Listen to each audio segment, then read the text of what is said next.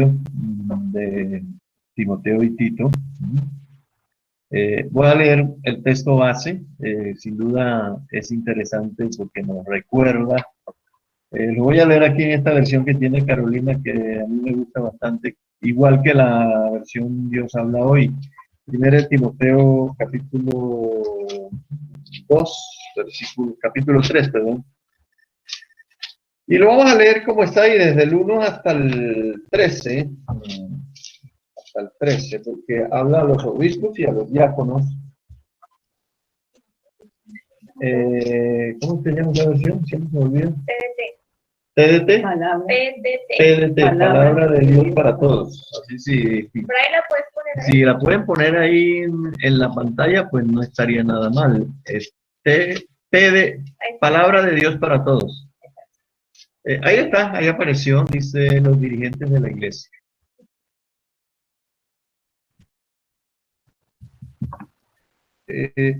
Esto es cierto. El que quiera ser dirigente aspira a una buena obra. Es necesario que un dirigente lleve una vida que nadie tenga por qué criticar y que muestre las siguientes cualidades. Respetable, fiel a su esposa, tener dominio propio, estar dispuesto a recibir en su hogar a los necesitados y ser capaz de instruir a otros en la fe. Un dirigente no debe emborracharse ni pelear, sino ser amable, pacífico y no amar el dinero. Debe dirigir bien. Me la mueven, yo me pierdo.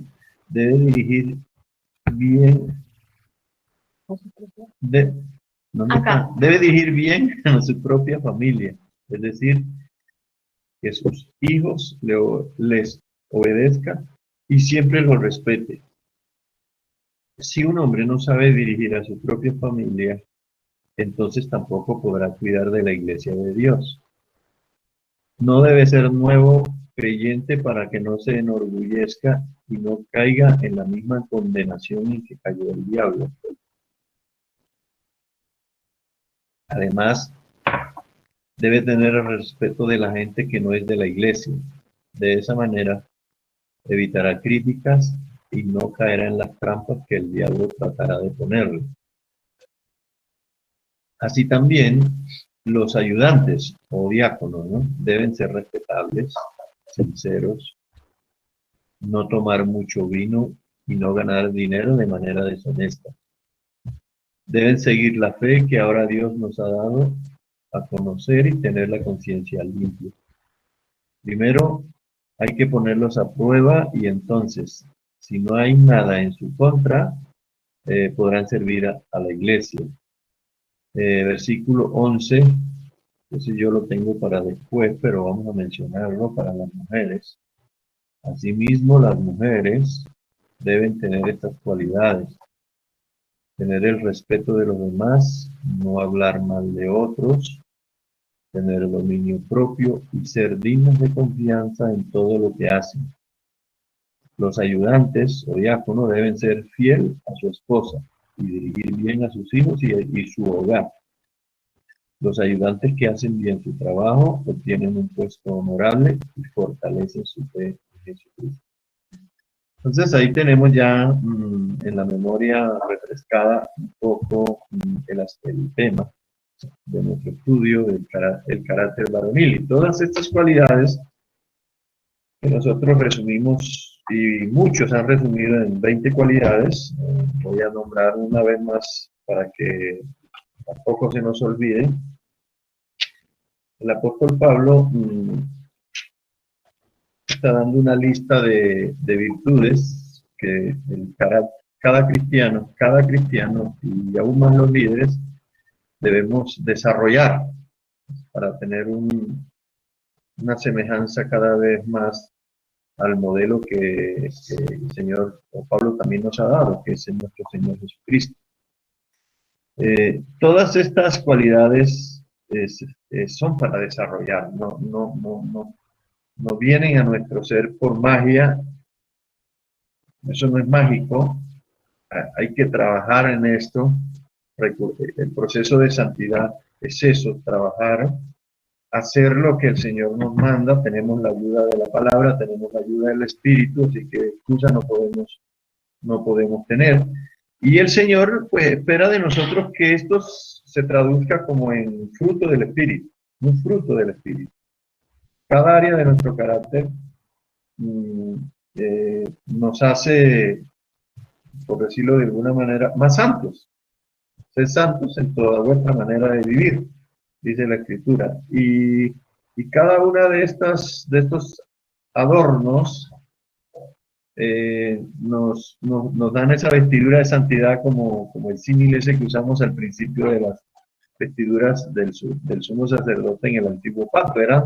Eran vestiduras para hermosura y santidad, imagínense. Y por supuesto, el más agradado de todo esto es el Señor, el Padre, y también el Hijo, y también el Espíritu Santo. Hemos visto hasta el día de hoy, las voy a enumerar también. La primera, ya vimos la de irreprensible, resumido en tener buena fama. Más o menos, esa es la idea, de tener buena fama. Vimos el segundo, marido de una sola mujer, es decir, casado una sola vez. Uno es el mandamiento, el otro es la aclaración. Repito, marido de una sola mujer. Otra vez lo digo, marido de una sola mujer. Por tercera vez lo digo, casado una sola vez. Y de la mano de esa, para hacer el cuadro completo del hogar, marido de una sola, que gobierne bien su casa y que tenga a sus hijos en su sujeción, que no estén acusados de disolución o de rebeldía o de pecados. Después vimos cuarto, esa es la cuarta. Sobrio y prudente. A ver, queremos saber. Soy prudente, ¿sí? Juicioso, que no se las dé, ¿sí? Es eso, que no se las dé aún con un buen ministerio, que no se las dé de nada. Eso es lo ser prudente. ¿Cuál otra? ¿Me recuerdan la última? A mí me falta una, creo que no mencioné. ¿Sí? ¿Ya las nombré todas? Sí, marido de una sola mujer. Sobrio. Sobrio, sí, falta de sobrio. De sobrio es uno que tiene un concepto muy claro, de la vida o una perspectiva de lo que yo siempre llamo de reino. Una buena orientación espiritual, mentalidad de reino. Sí, temeroso, eso es sobrio. Y hoy vamos a ver, creo que hoy tengo 3, pero creo que solamente vamos a alcanzar a 2. ¿Vamos por la quinta? No, esta es la sexta cualidad. No sé ustedes cómo irán allá, pero yo para mí voy por la sexta cualidad, que es decoroso. ¿Sexta también? Y decoroso. Así que pueden anotarlo ahí, decoroso. Que la encontramos en 1 Timoteo 3:2. 1 Timoteo 3:2.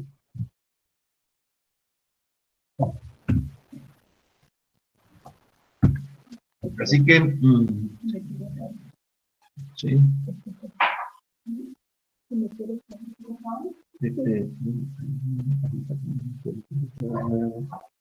Decoroso. Dice el apóstol Pablo una palabra aquí, a ver, para decoroso. ¿Ya lo tenemos? Decoroso. 1 Timoteo 3:2. No, eso no es. 2. Es necesario que un dirigente lleve una vida que nadie tenga por qué criticar y que muestre las siguientes cualidades. Ahí va el 2. Sí, no, pero decoroso. En la versión Reina Valera, el que usa este término, que lo vamos a desglosar un poquito para que podamos entender el significado. Imagínense la palabra decorar. La entendemos mejor, ¿cierto? Decorar. Alguien dice voy a decorar la casa, voy a decorar el baño, voy a decorar el patio, voy a decorar. Adornar. Y es sí, adornar, dijo alguien por acá, es tratar de ponerlo bien bonito, bien vistoso a la vista.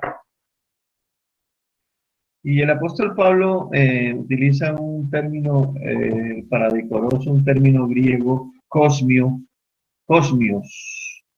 con K, cosmios. ¿Sí? Y en castellano viene a ser, como dice la Reina Valera, decoroso. En la versión moderna es modesto. En la versión popular es respetable. ¿Mm? Y en definitiva viene a ser como ordenado y esmerado. Algo ordenado y esmerado. Les repito el término griego porque a veces no nos aprendemos fácil los términos en griego. Cosmios, con K. Eso significa decoroso. Y en 1 Timoteo 2:9, Pablo usa esta palabra y describe la manera en que, por ejemplo, debe vestirse la mujer. Pues busquémosla, cuando veamos lo de las mujeres vamos a volver a tocar este texto. Pero es interesante, ¿no? Para tener la idea de lo que significa decoroso. Y él usa la figura de la forma como debe vestirse una mujer.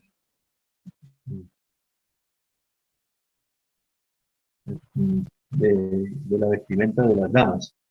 ¿Sí ya lo tenemos? Sí. Asimismo, aquí está, vea, 9, verso 9 dice, asimismo, las mujeres se atavíen de ropa decorosa, con pudor y modestia. Y habla también del peinado, ¿no? No con peinado ostentoso, ni oro, ni perlas, ni vestidos costosos, sino que se vistan con esto otro, con buenas obras, como corresponde a mujeres que profesan piedad. Lo de la mujer aprende en silencio, eso lo dejamos también cuando veamos el tratado para las mujeres. Ahora estamos con los varones. Les repito, que las mujeres se atavíen con ropa decorosa, o sea, bonita, elegante, dependiendo de las posibilidades, presentable. Repito, que se pongan lindas todo lo que quieran, pero dice que debe ser de una manera decorosa, no extravagante, no, la idea es no haciendo llamar la atención sobre sí mismas, sobre su físico, sino sobre lo que son. En este caso, hijas de Dios. Sí. Sí, eso es lo que Pablo trata de decir con esta palabra decoroso. Que lo que se debe resaltar no es, no yo, no la presencia física, sino lo que es una hija de Dios que como tal, entonces, se viste de esta o de esta otra manera. ¿Sí? Esa es la idea de decoroso. De pronto alguien lo entiende de otra manera, pero esa es la idea bíblica de decoroso. ¿Sí? Hay otra palabra, cosmeo, cosmios, cosmeo, que fue el verbo que usó el Señor Jesús. Es un verbo en griego, cosmeo, con K, que es el verbo que el Señor también Jesús usó al menos en 2 ocasiones. En una, por ejemplo, en Mateo 12:44, aquel evento de aquel hombre que fue libre y la casa quedó bien arregladita. Bueno, ahí el Señor usó ese verbo, cosmeo, que es decoroso, adornado, limpio, bonito, elegante, agradable. Mateo 12:44. Estoy esperando a ver si aparece ahí en la pantalla. Pues sí. Mateo 12.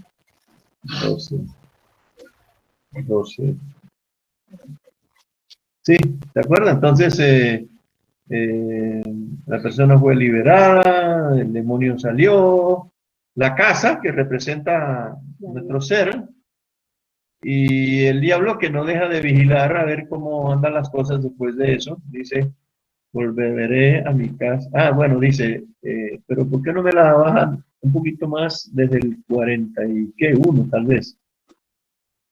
Ahí, desde el 43, 43, 43, 43, 43. El espíritu inmundo que vuelve cuando... O sea, estamos tratando de establecer cómo el Señor usó la palabra cosmeo, decoroso, en una situación muy particular, cuando el espíritu inmundo sale del hombre. Dice que anda por lugares secos buscando reposo y no lo halla. Entonces dice, volveré a mi casa. Ya me parece que se adueñó de ella. ¿Cómo se llama acá cuando se apropian de una casa? Posesión. De donde sale. Y cuando llega, mire, aquí está, aparece la haya como debe estar, desocupada, barrida y adornada. Y ahí viene después otro proceso, ¿no? Queda peor que antes. La persona que no cuidó de mantener la casa como el Señor cuando libera, cuando sana, esa alma, ese cuerpo, ese espíritu queda libre, la casa queda linda, pero debe mantenerla, irla adornando, debe llenarla primero de la presencia de Dios, de la presencia del Espíritu, la palabra, la comunión, todo esto. Ese es el ejercicio que debe tener. Jesús utilizó la figura de decoroso aquí con esa persona que fue liberada en el estado en que, y Satanás, que no nos ama, dice, ¿cómo que esa casa está en orden? Vamos a volverla otra vez trizas. Bueno, esa es otra idea, ¿no? En Mateo 23, el Señor vuelve a usar ese mismo verbo, comeo, 23, 29, para decoroso, la usó en otra figura que él le hizo ver a los fariseos de su tiempo, a sus detractores. Él les hizo ver que ellos sí se preocupaban bastante sobre este asunto de las cosas bien bonitas, pero externas. Mateo 23, 29 dice, ay de vosotros, escribas y fariseos hipócritas. Y el Señor dice que no era duro, ¿no? Porque edificáis los sepulcros de los profetas y adornáis, esa palabra ahí es cosmeos, los monumentos de los justos, y bueno, ahí les echa más adelante un poquito de fuego a los fariseos, porque adornan bien los sepulcros de los profetas y los ¿No hacen... será que esa palabra es la raíz de cosmético?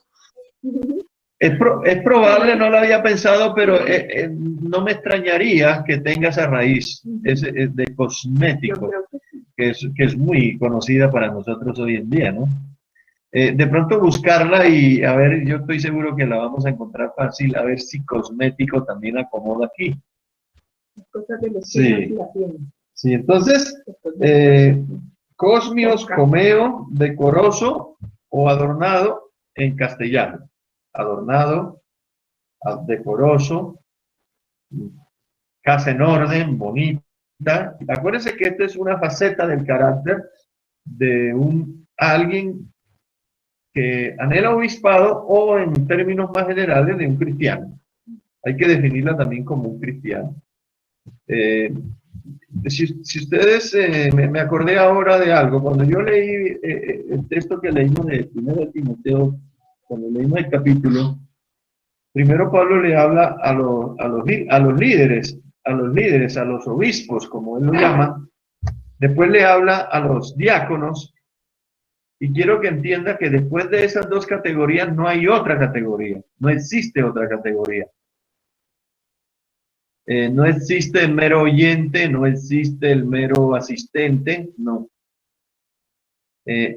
Porque Pablo en su mente tiene la idea de que un cristiano es productivo, un cristiano, estas reglas, aunque apuntan como que si fuera liderazgo, son para todo cristiano. Entonces, no hay tres categorías, hay dos categorías, están los líderes y están a los que lideran. Y él usa la figura del cuerpo dando a entender que cada una tiene una función muy particular, muy importante cada una de ellas. Eso lo vimos hace poco, ¿no? Él usa esa figura del cuerpo. Nada sobra. Si si ustedes me vieran aquí sin una oreja, estoy seguro que me verían raro y alguno estaría pensando que soy una taza, porque se ve uno rarísimo sin una oreja o sin un ojo o sin un brazo. Siempre que no tenemos algún miembro en el cuerpo nos vemos diferente y nos vemos raro. Y Pablo utiliza la figura del cuerpo con todos sus huesos, sus coyunturas, sus miembros, y es un cuerpo hermoso, sí, y eso simila a la iglesia. La iglesia es un cuerpo hermoso en donde no hay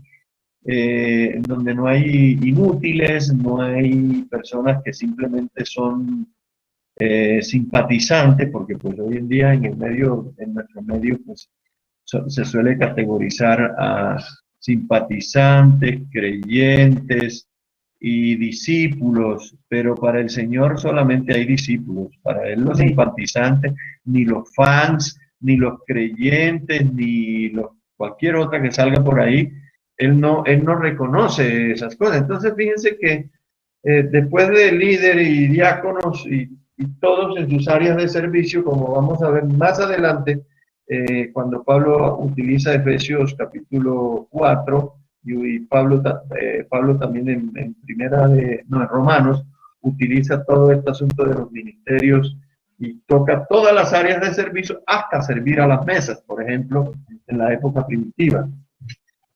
Entonces, en Lucas 21:5 también el Señor Jesús utilizó, aquí hay un relato también de la palabra decoroso, cosmeo.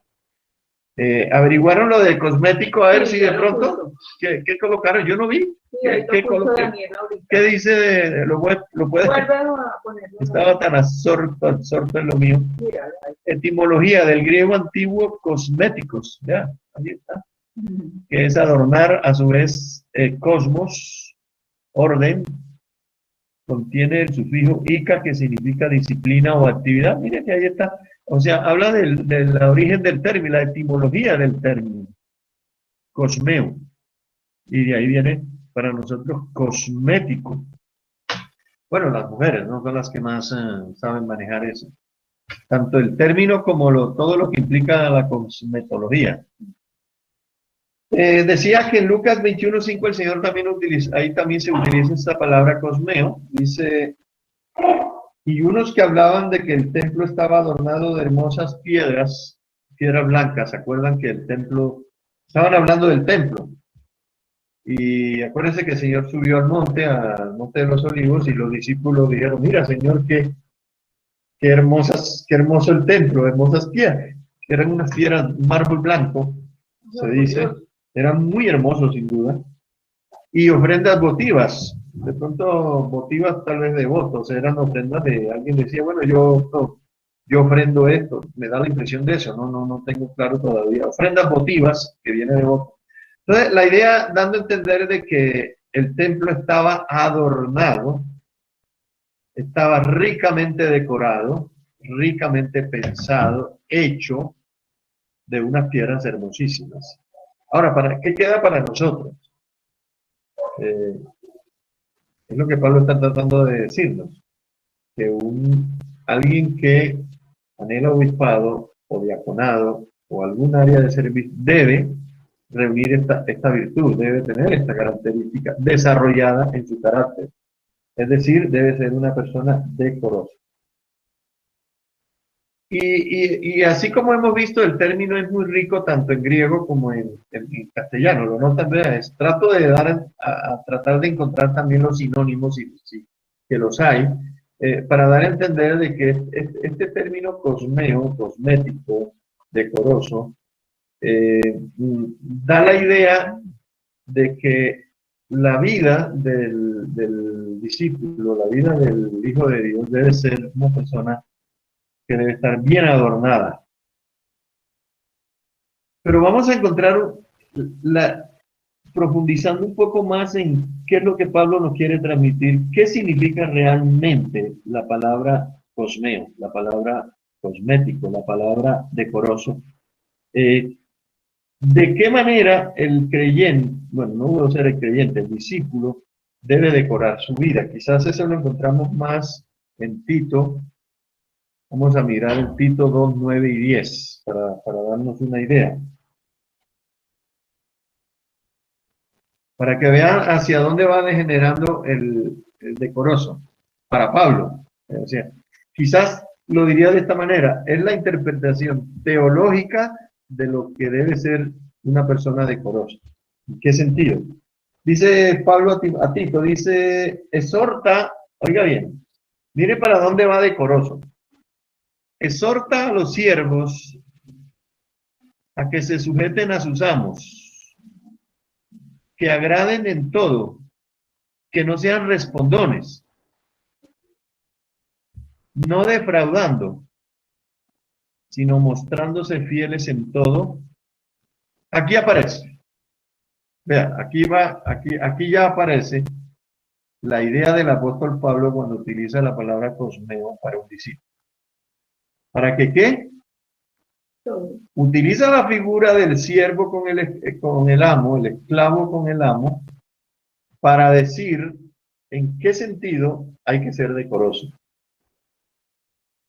Para que en todo adornen la doctrina de Dios, nuestro Salvador. Y dice por qué más abajo en el 11, porque la gracia de Dios se ha mostrado para nosotros, para salvación a todos los hombres.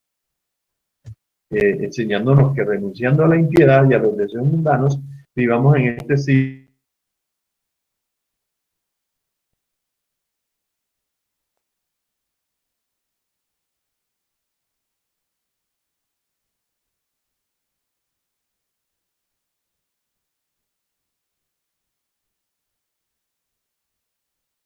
Estamos con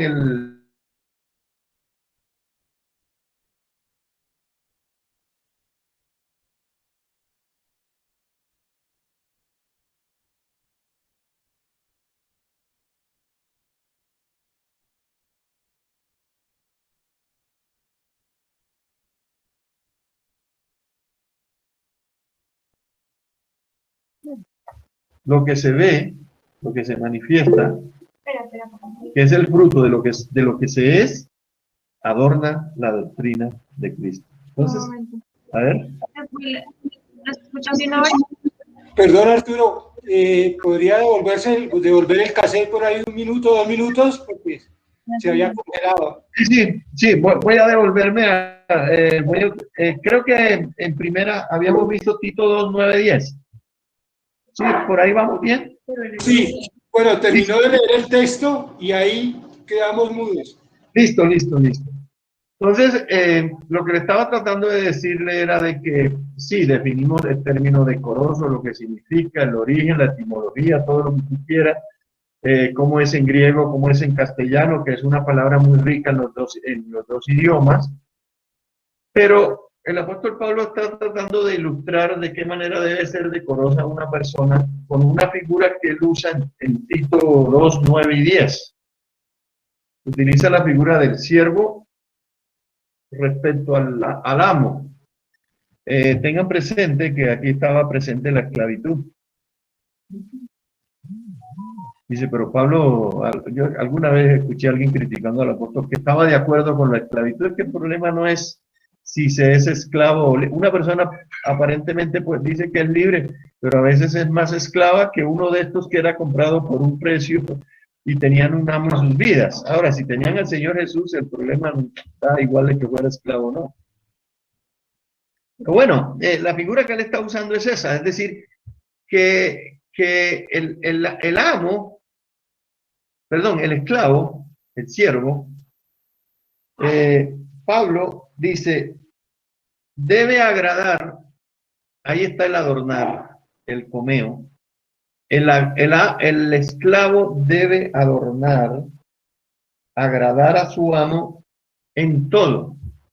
Y le dice algunas cosas, no siendo respondones, siendo honestos en su forma de trabajar, no defrauden, fieles, y ahí dice, para que en todo adornen, ahí está comeo, ahí está la palabra, ahí está decoroso, para que todo decoren la doctrina de Dios, nuestro Salvador. Es decir, un testimonio acorde a lo que se dice ser. Ahora, de pronto alguno, como dije, se asusta con el asunto de lo del esclavo y del amo, ¿no? Pero para nosotros no debe ser extraño esto porque Pablo, cuando escribe la mayoría de sus cartas, si tú miras la introducción de las cartas del apóstol Pablo, Pablo se autodefine como siervo de Jesucristo, esclavo de Jesucristo. O sea que es la condición normal en el reino de Dios es esa. Por eso Pablo está utilizando la figura del esclavo y el amo. Porque es que en el reino de Dios, esa es la condición normal. Para nosotros no debe extrañarnos eso. Porque Él es nuestro amo, Él es nuestro Señor, Él es el que manda, Él es nuestro dueño y Él es el que da la orden o las órdenes. Y el siervo, pues no debe ahí andar como restregándose, ¿será que sí? ¿Será que no? Sino que debe ser un obediente. Y en este caso Pablo dice, no respondones, pues tampoco debemos responder mal a la orden del amo. Y es linda la figura porque nos ilustra de que el amo debe ser obediente, el esclavo debe ser siempre obediente a su amo, siempre obediente. Es decir, lo que adorna, en este caso, el comeo, el decoroso, lo que adorna la doctrina es una obediencia absoluta, radical al amo. Ese es el sentido que el apóstol Pablo está tratando de definir con decoroso. Lo demás va y venga, ¿no? Bonito, elegante, vestidos apropiados, todo lo que tú quieras. Pero este es el sentido de decoroso, que adorna la doctrina. Y es un buen testimonio, por supuesto, ¿no? Eso tiene que ver con el buen testimonio. Ese es el verdadero significado entonces de comeo. Y el apóstol Pablo, una y otra vez, porque es muy repetitivo en esta idea, dice, un hombre decoroso es aquel que vive de tal manera, ¿de dónde copié yo esto? Porque esto no es mío. Ya le digo si me acuerdo. Un hombre decoroso es aquel que vive de tal manera que su estilo de vida adorna, comeo, la enseñanza de la Biblia. Ya sea su vestimenta, porque él la usó la figura, su conversación, el aspecto de su hogar, cómo trabaja, etcétera, etcétera. Y que todo ello, todo lo que haga, todo lo que es, debe estar de acuerdo a los principios y a la doctrina bíblica. Le leí a alguien que dijo, debe ser un caballero cristiano o un cristiano caballero. Primero pongo la condición. Un caballero, esto es lo que define un caballero cristiano. Dice el apóstol Pablo, ahí tengo varios textos para enriquecer este concepto de 1 Corintios, por ejemplo, 10, 31, 33. ¿De qué manera debemos poner en práctica este verbo comeo? 1 Corintios 10, 31 al 33 dice, miren, vean, si pues, sea que comáis o bebáis o hacéis otra cosa, aquí mira cómo hay que adornar, hacerlo todo para la gloria de Dios. Este texto es muy claro para definir el verbo, comeo. Dice enseguida, no sean tropiezo ni a judíos, ni a gentiles, ni a la iglesia de Dios. Y se pone Pablo como ejemplo, como también yo en todas las cosas agrado a todos.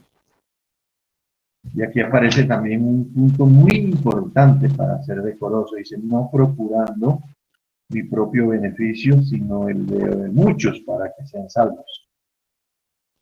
¿Se acuerdan de sobrios? No dárselas. Pablo no se las daba de nada. Se estaba poniendo incluso como ejemplo y sin embargo uno nota en su espíritu que no se las está dando del super mega, no. Y esa es la forma como Pablo ilustra aquí el adornado, el comeo, el cosmio, el decoroso. Colosenses 4, 5 y 6 son varias escrituras en el mismo tenor. Dice el apóstol Pablo, mientras lo encuentran, andad sabiamente para con los de afuera, adornando la doctrina, acuérdense, redimiendo el tiempo. En otra parte dice, porque los días son malos. Sea vuestra palabra siempre con gracia, sazonada con sal, para que sepáis cómo debáis responder a cada uno. Una vez más, otro ejemplo más para decoroso. Adornar la doctrina, 1 Pedro 2:12. Dice el apóstol Pedro, en el mismo espíritu del apóstol Pablo, manteniendo buena vuestra manera de vivir entre los gentiles, pareciera copiado de Pablo, para que en lo que murmuran de vosotros como malhechores, glorifiquen a Dios en el día de la visitación al considerar vuestras buenas obras. También Pedro, 1 Pedro 2:13 al 15 dice,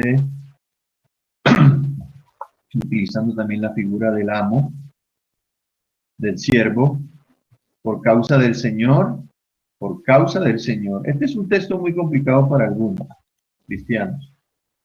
Por causa del Señor, someteos a toda institución humana, ya sea al rey como a superior, y a los gobernadores como por él enviados para castigar a los malhechores y a la alabanza de los que hacen bien. Porque esta es la voluntad de Dios, que haciendo bien, hagáis callar la ignorancia de los hombres insensatos. Adornar. Filipenses 1:27.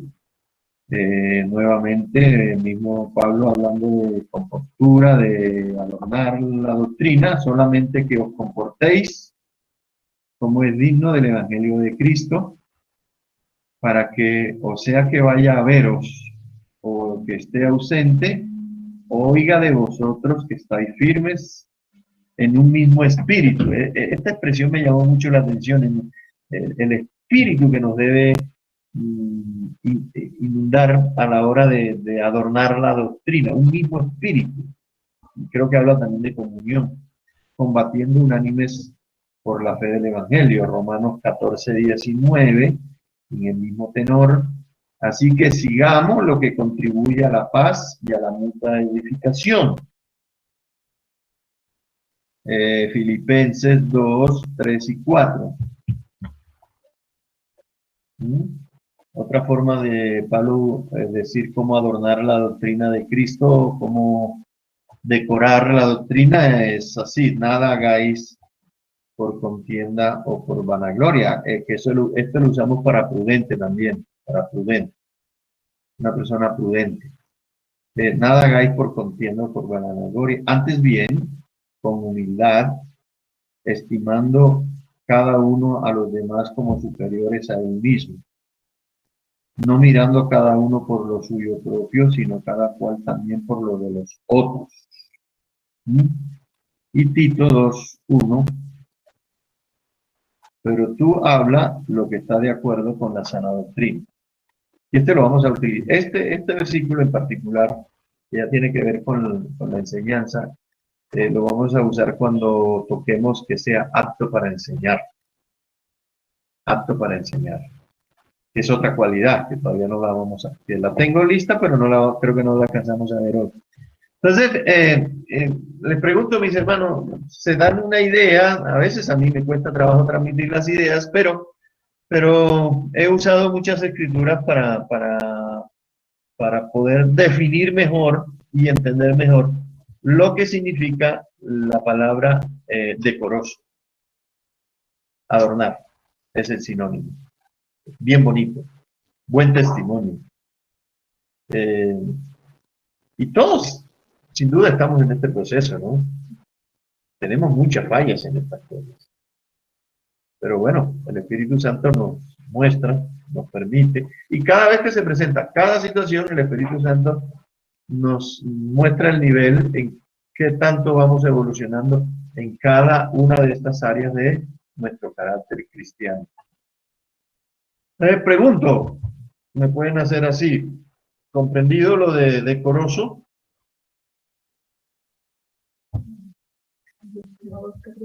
Bueno, Ferney no... sí, Ferney sí entendió. Sí, decoroso, ¿no? Bonito, ¿no? Sí, a veces uno, como a veces nosotros tenemos ideas de ciertos términos acá en la cabeza, ya definidos, autodefinidos, y nos llevamos la sorpresa cuando teológicamente nos damos cuenta de qué es lo que el apóstol o la escritura quiere decirnos cuando usa un término como estos, que es muy común, muy... Pero ustedes saben que las palabras también van cambiando de significado, así como cambia la cultura, y a veces va cambiando el sentido. Pero Pablo nos está diciendo, este es el sentido bíblico y es el que nosotros debemos encarnar acá. Y de esa definición teológica es que podemos definir las demás cosas, no desde lo que ha degenerado ni lo que, pero yo entendía, no, entienda lo que la escritura dice, no otra cosa. Vamos a ver si encontré otros versículos más ahí como para Hebreos 13 del 1 al 2. Todavía son textos que soportan lo de adornado. Dice Hebreos, el escritor de Hebreos, que no se sabe. Dios, yo digo que es Dios el autor de Hebreos, por si acaso. Dice, permanezca el amor fraternal. No os olvidéis de la hospitalidad. Acuérdense de hospedador. Espera a ver si me salté algo. Permítame un momentico. No, me salté algo. Olvídenlo. Hebreos 13, ¿no? No, olvídenlo, porque ese es el otro que sigue, porque me salté una hoja acá, discúlpenme. Sobre decoroso todavía. El hombre decoroso es aquel que vive de tal manera que con su estilo de vida adorna la doctrina o la enseñanza de la Biblia. En términos ya más general, la Biblia, la doctrina general. Ese es un hombre decoroso. Eso es otra definición. Es aquel que vive de tal manera que su estilo de vida adorna la enseñanza de la Biblia, ya sea en su vestimenta y en las cosas que hace. ¿No? Ahora pasamos a la otra virtud, que es la número 7, hospedador. Aquí también nos vamos a llevar una sorpresa. Hospedador.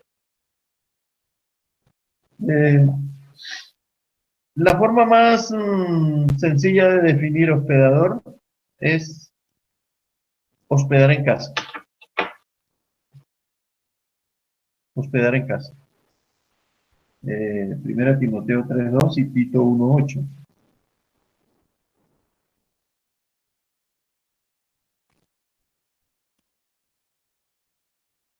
Ahí sí aparece ahora el texto que sugerí, dice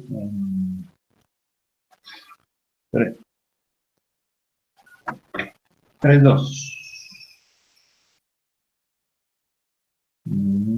Hospedador, ahí aparece, después de decoroso está hospedador. Hospedador, después de decoroso y antes de alto para enseñar. Ahí está. Es un requisito, mire. Es más, es un mandamiento. No lo miremos de otra manera, miremoslo como un mandamiento. Yo digo, pensaba para mí, debería ser fácil definir este término. Y de pronto no, como dice uno, no hacer todo un tratado de teología sobre hospedador. Pero resulta que, dadas las circunstancias que vivimos hoy en día, ya digo algunas, pues se hace necesario profundizar un poco sobre esta hermosa costumbre bíblica. Entonces tenemos que ver el principio bíblico, en primer lugar, y visto el principio bíblico, en este caso lo que hay que hacer es que cada uno en particular, allá usted, yo acá, tenemos que mirar es cómo cumplimos el mandamiento de ser hospedador, cómo lo cumplimos. Ahora, se necesitará mucha sabiduría y se necesitará mucha palabra de Dios. Está el mandamiento, ese ya es palabra de Dios. Pero ¿cómo practicarlo? Ahí es donde tendríamos que decirle, Señor, ¿cómo hago? Porque es que las circunstancias de hoy en día aparentemente no permiten que esto se practique. Pero esa es una excusa. ¿Mm? Porque precisamente, dadas las circunstancias que vivimos hoy en día, digo algunas, por ejemplo, la inseguridad, quizás la más relevante aquí. Pero las circunstancias no eliminan el mandamiento. Entonces tenemos que mirar a ver cómo hacemos. Porque eso a veces es lo que nosotros tratamos de dar a entender cuando no, yo, mi casa, yo no le voy a abrir mi casa a cualquiera. ¿Qué tal que sea un violador o un ladrón o un asesino? Entonces, la circunstancia nunca elimina el mandamiento. Entonces, ahí digo, nuevamente, ¿cómo ponemos en práctica, de acuerdo al mandamiento o a la luz de la palabra, el mandamiento de ser hospedador? Entonces está el asunto bíblico, el asunto cultural. El asunto bíblico, que ya lo vimos en mandamiento, es una costumbre bíblica. Cuando usted lea Hechos de los Apóstoles, usted se va a dar cuenta cómo funcionó y la bendición que representó para la iglesia primitiva el cumplir este mandamiento al pie de la letra. La gran bendición que representó para la iglesia primitiva en tiempo de la persecución, en tiempo de la expropiación, en tiempo de la persecución tanto de judíos como romanos, ¿cómo la iglesia, al poner en práctica este mandamiento, se hizo una iglesia invencible? Entonces está el asunto bíblico, el asunto cultural, el asunto de la inseguridad rampante que domina nuestras naciones, y otro asunto que también es una actualidad, en el caso, por ejemplo, concreto de nosotros, el asunto de que estamos llenos de extranjeros, por ejemplo, en este caso, pues de venezolanos, y otras cosas más. Lo que tendríamos que definir es si de pronto no estamos teniendo solo excusas para no cumplir el mandamiento. El de la inseguridad, que los venezolanos, que matan, que roban, que hacen, pero no son solamente los venezolanos, también son los colombianos, no excusando ni a los unos ni a los otros. Entonces, el mandamiento, vamos a mirar primero el mandamiento, el Levítico 19, 33 y 34. Levítico 19, 33 y 34. Acuérdese que estamos hablando de hospedador. Dice, cuando el extranjero, ya lo están colocando, cuando el extranjero morare con vosotros en vuestra tierra, ¿qué no hay que hacer? No oprimirlo.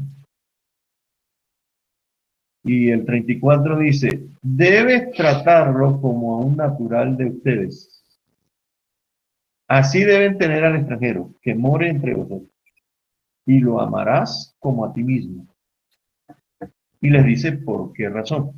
Porque extranjeros fuisteis en la tierra de Egipto. Y ahí cuando aparece yo, Jehová, vuestro Dios, para mí, es como cuando alguien firma un decreto y dice, decrétese y cúmplase. Y aparece la firma. Y ahí está la firma de Dios. Yo, Jehová, vuestro Dios. A ver si un poquito el verso que sigue, a ver si nos da un 35, por ejemplo. No hagáis injusticia en juicio, en medida de tierra. Bueno, ahí sigue Dios dando otras normas, porque esta es la ley. Ahora, tampoco la gracia es excusa para no cumplir. No, que nosotros, esto fue en la ley, nosotros no estamos en la ley, sino en la gracia. Entonces, también estamos esgrimiendo otra excusa para no cumplir el mandamiento. Y ahí está el asunto bíblico, ahí está el mandamiento, la palabra. Y este mandamiento está regado a lo largo de toda la escritura y está vigente hasta en los tiempos cuando Pablo escribió la carta y hasta el día de hoy. Está vigente hasta el día de hoy. Si usted mira, me tocó leer para poder comprobar esto que voy a decir, me tocó leer muchas escrituras, sobre todo de profetas como, digamos, Isaías, Jeremías, Ezequiel, para encontrar el soporte para esta idea. Es decir, fueron muchos los juicios que vinieron sobre la nación de Israel por parte de los profetas de Dios por no cumplir este mandamiento, entre otras cosas, ¿no? Incluyendo la idolatría, la avaricia y todas estas cosas, los crímenes que los reyes, muchos reyes practicaron, pero muchos de los juicios que vinieron sobre la nación de Israel y Judá vinieron por tratar este mandamiento de una manera irresponsable. O sea, repito, por este y por muchos otros, incluyendo la idolatría y todas estas cosas. Porque a la larga, pues, Isaías no priman al extranjero.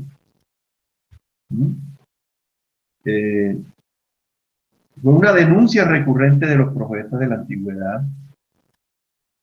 Por ejemplo, Isaías 5, versículo 6, segunda parte, dice, porque desecharon la ley de Jehová de los ejércitos y abominaron la palabra del Santo de Israel. Y si usted mira ahí en Zacarías 7:10, ese sí me gustaría que lo colocaran, Zacarías 7:10. Zacarías 7:10.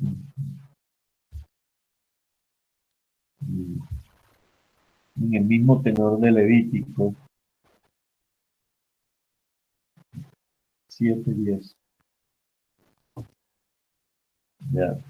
Ahí aparece una lista de varias cosas que aquí sí amplía un poco más el concepto de que Dios levantó juicio sobre la nación por dejar de cumplir estos mandamientos de la ley. Dice, no oprimáis a la viuda, al huérfano, al extranjero ni al pobre, ni ninguno piense mal en su corazón contra su hermano.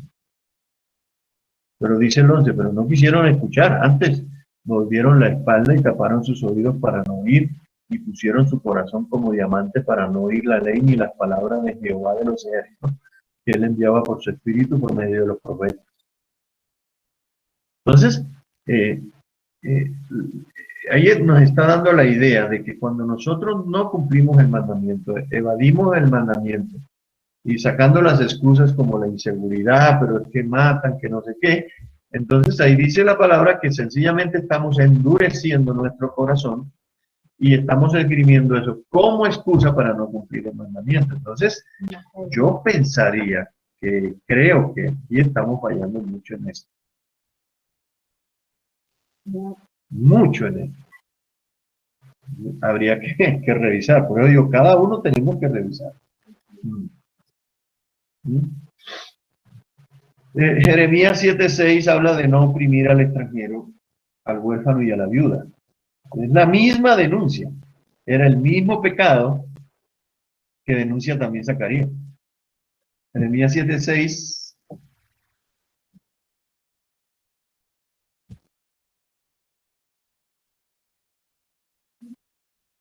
No oprimiréis al extranjero, al huérfano, ni en este lugar derramaréis la sangre inocente.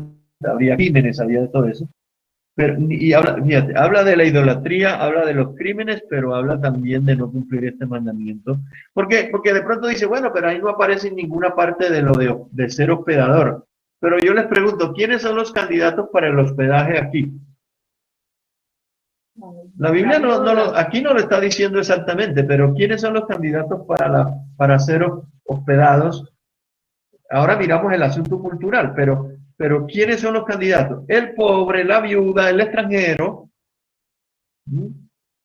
el que no tiene hogar o casa. Esos son los candidatos a ser hospedados.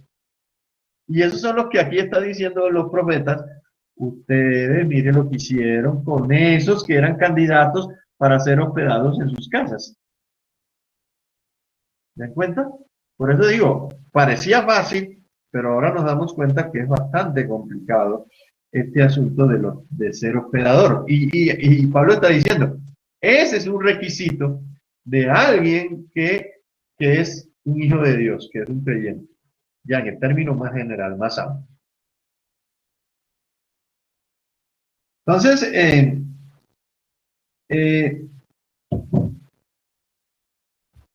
igual que el pobre, la viuda, el extranjero, el pobre, son los candidatos al hospedaje.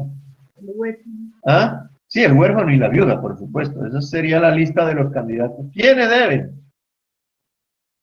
Ahora, si viene un familiar o qué sé yo, pues bueno, no hay ninguna dificultad. ¿Entiendes? Pero a veces ocurre que ni a la propia familia.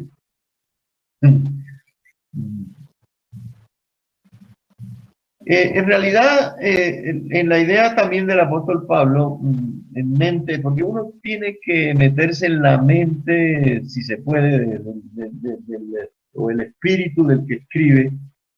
El contexto de hospedador está también sobre el mandamiento de amar al prójimo como a sí mismo. Ahí es donde está arraigado el mandamiento. Amar a Dios sobre todas las cosas y al prójimo como a sí mismo. O sea, de la misma manera como amas a Dios, de la misma manera, eso lo da la Biblia por hecho, por entendido. De la misma manera como amas a Dios, de la misma manera como como te amas a ti mismo, de esa misma manera debes amar a tu prójimo, al huérfano, a la viuda, etcétera, etcétera, etcétera. Y aquí hay un problema, es que nosotros nos dejamos influenciar mucho por los medios. Ahora mismo estamos padeciendo eso. Uno escucha, bueno, hace poquitico el caso del extranjero, como dicen ahora, no dicen el venezolano, sino el extranjero que mató a la gente de policía allá en la 79, ahí cerquita donde estaba Amado.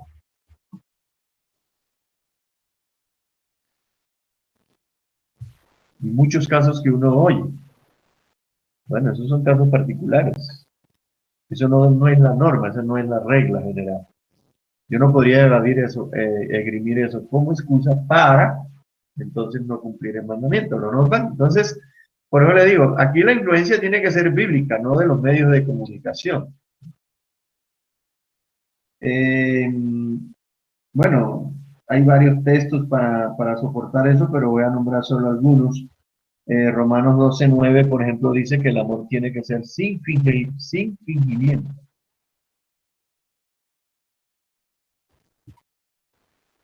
El verso 10, Romanos 12:9. 12:9. El amor sea sin fingimiento. Lo voy a leer porque enseguida aparece el mandamiento. Aborrecer lo malo, seguir lo bueno. Amaos los unos a los otros con amor fraternal en cuanto a honra, prefiriendo los unos a los otros en lo que requiere diligencia, no perezosos, fervientes en espíritus. Y en alguna parte dice, a ver, el 10, ¿qué dice? Porque vi uno que dice practicar la hospitalidad, pero no me acordé ahora, simplemente la menciono. Abajo, en el verso 12, al final, el 13 al final, dice, compartiendo para las necesidades de los santos, practicando la hospitalidad. Acuérdense que estamos hablando de hospedador. Y aquí lo da como un verbo que se practica, no es un concepto teológico, intelectual, no, nada que ver.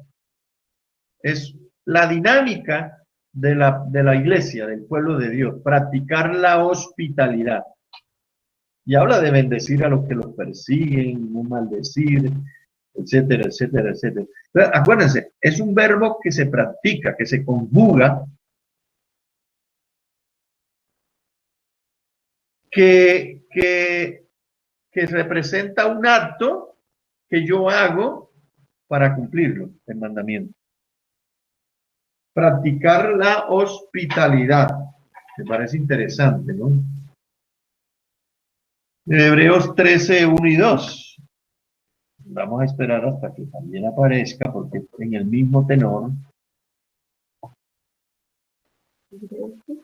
13, 1 y 2.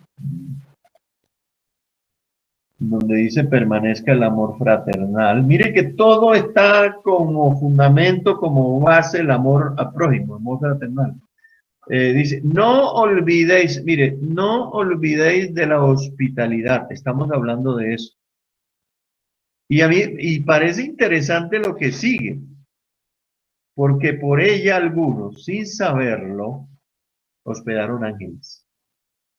Esto es tremendo, hermanos, porque uno dice, uy, ¿cómo?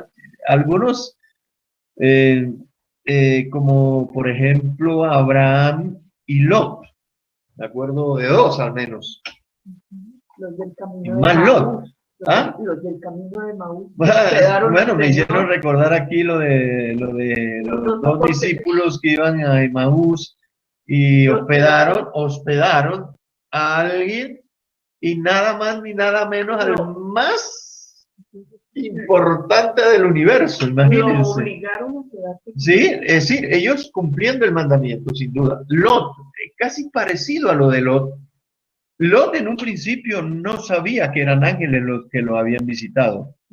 He leído algo sobre eso y da la sensación de que él interpretaba de que sencillamente eran viajeros, como en el asunto cultural era así, en ese tiempo era así, el aspecto cultural en el oriente, el oriente que tiene esta cultura, ese es el asunto cultural, es una cultura muy desarrollada en el oriente. Acuérdense que Jesús era medio oriente, medio oriental, o sea que ellos sabían muy bien lo que estaban haciendo. Lot estaba en la plaza precisamente buscando a quién hospedar en medio de su locura, como yo digo siempre, del pobre Lot, de su falta de visión de reino, pero estaba practicando y cuando llegaron estos y sabiendo el peligro que representaba llegar a Sodoma, él lo sabía bien, él dijo, no, esto es mejor que yo me lo lleve para la casa antes que lleguen los degenerados estos y pervertidos de Sodoma y quién sabe qué caramba irán a hacer con ellos.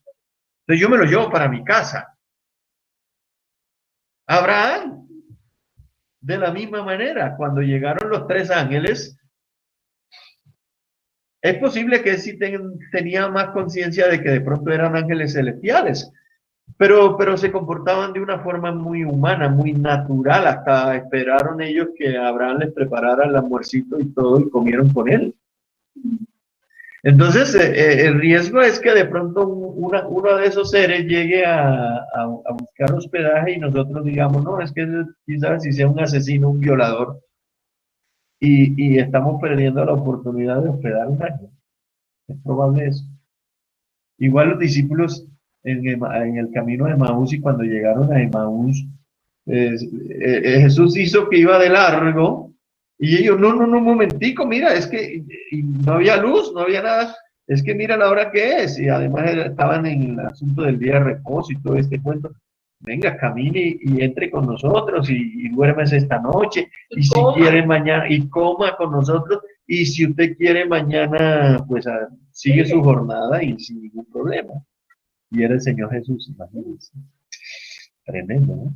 Tremendo. A mí sí me llamó mucho la atención. Este versículo es muy revelador. No os olvidéis de la hospitalidad porque por ella algunos sin saberlo hospedaron ángeles. Sigue en 1 Pedro 4, 7 al 9. Pedro habla es que en el mismo tenor de Pablo, y ante todo tener entre vosotros ferviente amor, porque el amor cubrirá multitud de pecados. No dice encubrirá, sino cubrirá, eso es diferente. En el verso 9, Pedro dice, hospedaos los unos a los otros sin murmuración. Ahí nos va quitando las posibles excusas que nosotros podamos tener. Hospedaos los unos a los otros sin murmuraciones.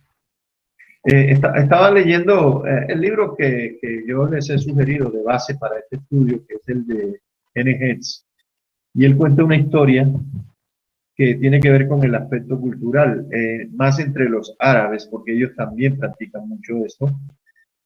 Dice que en la cultura árabe, aún hoy, un viajero puede llegar a la puerta de tu casa, dice él, fumar su pipa ahí en la puerta de la casa y el dueño de la casa hacerlo entrar, brindarle comida, hospedaje, aún por varios días, y sin ni siquiera preguntarle ni una sola vez cuál es el motivo de su paso por el frente de su casa, e irse la persona y solamente decir, Dios te bendiga.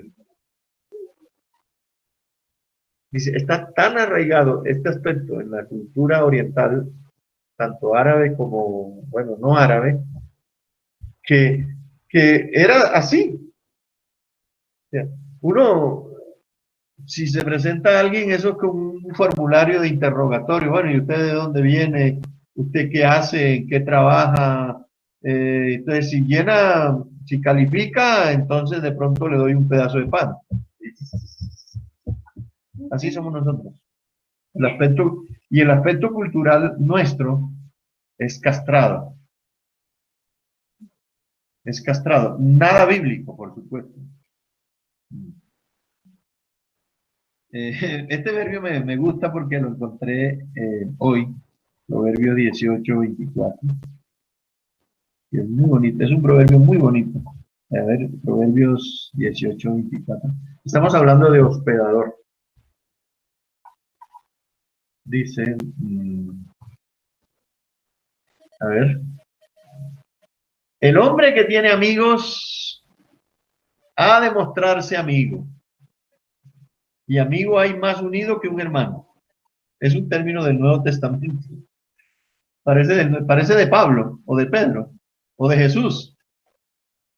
El hombre que tiene amigos ha de mostrarse amigo. En una versión dice, el que quiere tener amigos ha de mostrarse amigo. Y dice aquí, y amigo hay más unido que un hermano. Es decir, la persona que tiene esa mentalidad de reino, de hospitalidad, de estas cualidades que hay que desarrollarlas, yo digo, tomemos todas las precauciones que sean necesarias, pero no anulemos el mandamiento. ¿Sí? Entonces, sobre el asunto cultural, nuevamente digo que las culturas cambian, por supuesto, las sociedades cambian, las circunstancias cambian, pero Dios no cambia. Eso es lo que quería decir con eso. Él no va a cambiar su palabra, no va a cambiar su mandamiento. Los que tendríamos que cambiar somos nosotros. Es decir, la cultura oriental es muy distinta a la cultura occidental, por supuesto. Y hay incluso variaciones dentro de una misma cultura. Y quiero ilustrar esto de esta manera. Nosotros, pues, somos de acá, occidentales, latinos y colombianos. Dentro de nuestra misma cultura encontramos, en este asunto del hospedador, encontramos unas variaciones, pero radicales, totalmente opuestas. Por ejemplo, ¿no? Yo lo digo por lo que soy costeño. Yo soy costeño. A algunos no les gusta, pero yo no puedo hacer nada para cambiar eso. Soy costeño, pero los costeños, por ejemplo, los paisas son muy dados a la hospitalidad. En serio. Y mucha gente de esta zona de lo que se llamó Antioquia Antigua, los paisas que incluyó Quindío, Manizales o ¿cómo se llama el departamento que la capital es Manizales? Caldas, Valle, Tolima, mucho. Bueno, Tolima, a mí me parece que los tolimenses son los costeños del interior. De verdad que sí. Y son muy dados a esto, o sea, la hospitalidad, la amabilidad, el compartir. Entre los costeños uno va por la calle y saluda al otro como si lo conociera de hace 40 siglos. Y hasta le dice, ajá, primo, ajá, pariente. Son unos términos que se usan mucho entre los costeños. No estoy justificando nada, pero quiero dar a entender de que en ese sentido de la hospitalidad, del amor fraternal, si se quiere, de ser amables, de no ser cerrados. Entonces fíjense, y tenemos en la contraparte, por ejemplo, los habitantes del interior del país. Ya me metí en problemas, pero se la voy a echar en la cara. La gente del interior del país, el cachaco, sobre todo, es cerrado, es frío como el clima. Sí, perdóneme la expresión, es frío como es poético, esto es poesía. Es frío como el clima, desconfiado y siempre de puertas trancadas. Siempre de puertas trancadas. Ah, no es que por el clima, sí, por la inseguridad, sí. Dicen así. Generalmente no saludan, y pasan los años y ni siquiera saben ni quién es el vecino de arriba del piso, ni el de abajo, excepto cuando taconea en el segundo piso o cierra las puertas o hace la fiestica por ahí de pronto, ¿no? Ahí sí de pronto medio lo conoce, pero porque le va a reclamar, ¿me entiende? Es decir, pasan los años, cosa que no pasa dentro de la misma cultura nuestra, pasan los años y no sabe ni quién es el vecino, ni cómo se llama, ¿me entiende? Entonces, bíblicamente hablando, nosotros tenemos que romper con esos esquemas o esas ataduras cuando tenemos un mandamiento que cumplir por delante. Sencillamente tenemos que tener la escritura por delante y romper esos prejuicios sociales, culturales, para cumplir el mandamiento. ¿Me entiende usted? Entonces, yo no estoy tratando de decir de que hagamos lo mismo que hacen en la costa, no, yo después no me ven a echar la culpa a mí de que se les metieron los ladrones en la casa porque yo dije, no, olvídense. No estoy tratando, por eso decía al principio, cada uno, ahí está el mandamiento, cada uno trate de ver, teniendo en cuenta el contexto cultural, el clima, el ambiente de inseguridad, a ver cómo cumplimos el mandamiento, porque eso es lo que hay que procurar y seguro que hay una forma, seguramente una forma bíblica de hacerlo. ¿Sí? Muchos ven a su vecino como su enemigo, acá en el interior también, lo ven como su enemigo, como el que estorba, y no alguien con quien compartir. Yo lo digo de esta manera porque pues yo pensando acá en mi rancho, aquí en mi casa, y sobre todo que ustedes que conocen a mi mujer, aquí la casa pasa llena de gente a toda hora. No estoy echando vaina a nadie, aquí ahora mismo está Romero y está Mercedes, ¿me entiende? Ahora mismo, fíjense, yo podría decirle, mire que yo cumplo el mandamiento, ¿ves? Aquí está Romero y aquí está mi hermana Mercedita, mi cuñada, pero eso es lo habitual, aquí en la casa eso es lo normal, esto es lo habitual. Orlando. Y a veces Orlando viene seguido, viene Emilia, viene Matías, viene aquí.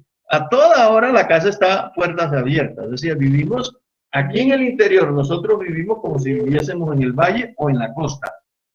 Y si yo lo puedo hacer, porque tú no lo puedes hacer. Y hasta ahora, ningún violador, ningún asesino, ningún ladrón, el Señor nos ha guardado, porque cumplimos el mandamiento. Es decir, cuando nosotros cumplimos el mandamiento, siempre vamos a tener el respaldo y la protección de Dios. ¿Me entiende usted?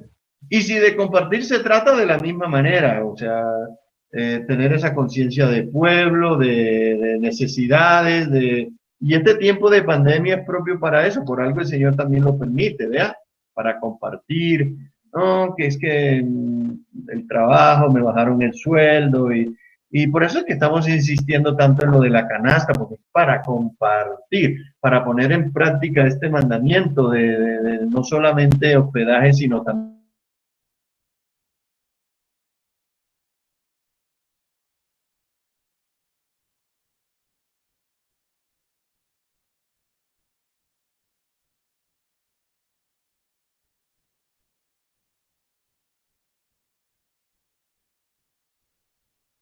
Está pausado, ¿cierto, Camilo? Sí, se volvió a trabar la conexión. Man. Listo. Se colgó por ahí la línea otra vez, ¿no? No es culpa mía, ¿eh? No es que hay por ahí un sabotaje por el asunto de que traté acá el asunto del hospedaje, ¿no? O sí habrá un complot por ahí, como alguien dijo, es un complot. ¿Cuál es el sí. Voy a ir terminando por ahora, ya van a ser, sí, son las 12, voy a ir terminando. ¿Sí me están copiando? Sí. ¿Me copian? Sí, sí. Sí, señor. Listo.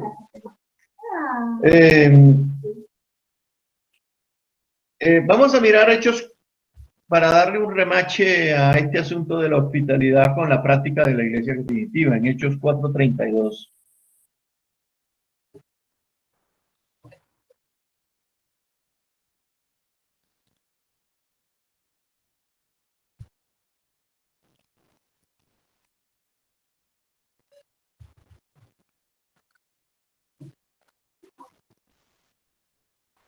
Dice, ya. Y la multitud de los que habían creído, estamos hablando de la gracia, eran de un corazón y un alma. Y ninguno decía ser suyo propio nada de lo que poseía, sino que tenían todas las cosas en común. Oiga bien. Y con gran poder, los apóstoles daban testimonio de la resurrección del Señor Jesús, y abundante gracia les era sobre todos ellos. Mire el 34. Mire el resultado de este mandamiento cumplido en medio de una situación más complicada que la que nosotros tenemos hoy. Así que no había entre ellos ningún necesitado, porque este es uno de los versículos más mal entendidos por algunos cristianos. Dice, porque todos los que poseían heredades, plural, o casas, plural, las vendían y traían el precio de lo vendido y lo ponían a los pies de los apóstoles. Y se repartía a cada uno según su necesidad. Y habla el caso de José y también el de Ananías y el de Zafira más adelante. Que no de buen corazón hicieron algo, que sí hicieron otros y fue de gran bendición. Pero quiero resaltar el verso 34 en donde dice de que porque todos los que poseían heredades, es decir, abro comillas, tenían más de una propiedad, por decir algo, tenían una casa, una finquita o dos casas más. ¿Qué hacían? No era que se quedaban en la calle, no. Estaban cómodos, había una necesidad grande en la iglesia, incluso el apóstol Pablo en muchas iglesias recogía ofrendas en el tiempo de esa hambre que hubo en los tiempos también de los apóstoles, una hambre terrible. Entonces vendían, tenían varias posesiones, tenían varias cosas, ¿y qué hacían? Bueno, se quedaban con solo una casita donde vivir, con lo necesario, pero lo demás que vendían lo llevaban a los pies de los apóstoles. No, pero es que ¿quién va a hacer eso? Hoy se roban toda la plata, es lo que dice la gente, ¿no? Entonces se la roban. Entonces ya yo le estoy poniendo una tranca al mandamiento para no cumplir. Pero estos hacían eso, ese era el poder de la iglesia primitiva. Fue la forma como la iglesia primitiva pasó la prueba de la necesidad. Ahora, fue algo circunstancial, sí. Bueno, a lo mejor esos mismos que vendieron casas y heredades, después que pasó el hambre, como dice el Señor, les multiplicó y volvieron a tener otra vez su finquita, porque hay gente que tiene esa habilidad para hacer esos negocios y rápidamente recuperar, y si es de la mano del Señor, por supuesto que el Señor te la va a recuperar. ¿Ah? Y con creces, como a Job, por ejemplo, el doble. Y hay muchos casos en la Biblia de personas que miren, por ser tan generosos, el Señor les multiplicó o les bendijo. Por eso es que hay otro requisito aquí, es que no sea amante del dinero, ni avaro, como dicen algunos. ¿Sí? Avaro, ¿no? ¿Es avaro o avaro? Avaro, ¿no? Sí, que no sea Ahora avaro. porque si no llevaría tilde. Sí, correcto, avaro. Entonces, por eso está ese otro requisito que seguramente lo vamos a ver más adelante, de no ser avaro o avaro, como digo yo. Yo soy el que le pongo la tilde. para sobreenfatizar.